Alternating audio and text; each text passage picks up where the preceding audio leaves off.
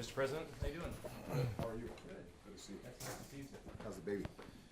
The baby's great. Mr. President, thank you for the opportunity. Mitt Romney's about to have the biggest political stage of his life at the Republican National Convention. What do you expect to hear from him, and how do you plan to counter it when you speak at your convention?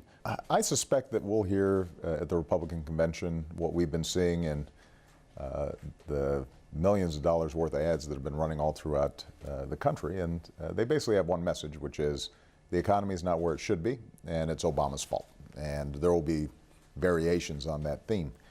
But I think when voters step back, what they're going to be looking at is who can move us forward. Governor Romney's policies would make things worse for middle-class families. I can't speak to Governor Romney's motivations. What I can say is that he has signed up for positions, extreme positions, that are very consistent with the positions that a number of House Republicans have taken.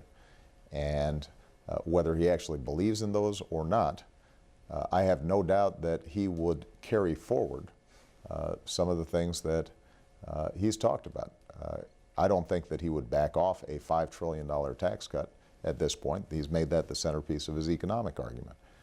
I don't think that if Congress presented him with some of the items that are in the Republican platform at this convention, that would, for example, entirely roll back women's control over their reproductive health, that he would stand in the way. What have you learned about him in this campaign? He has embraced an approach that we tried for almost a decade, and it didn't work. And he's now looking to double down on it.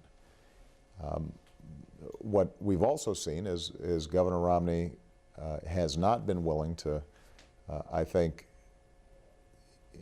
own up to some of the responsibilities that are required if you're a president of the United States. So, there's been obviously a lot of discussion about his unwillingness to release his tax returns.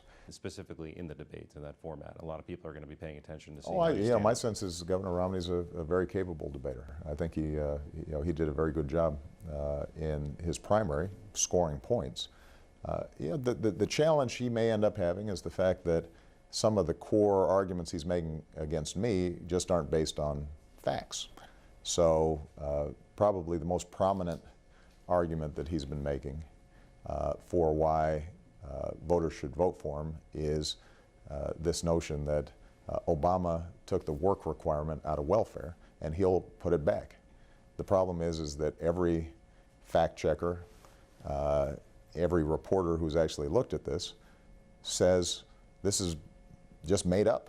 There's been no attempt to eliminate the work requirement. And so if that's the central premise or the central argument that you're making, and it's based on something that's just not true, it'll be, I think, a little bit tougher to defend face to face in a debate. What about more personally? One of the political narratives out there is that you are specifically driven to beat him, not just because of the visions and the policies, but this guy gets you going. I mean, he gets under your skin. Is that true? No, that's not true. I think that's stirred up beltway discussions. So privately, when you guys have strategy meetings, no dislike for him, no disdain for him? I don't really know him well. I think that the big arguments that I have with Governor Romney have to do with where we take this country forward. All right. Thank you very much. Thank you, sir. Good. See you down there. Thanks, guys. Thank you.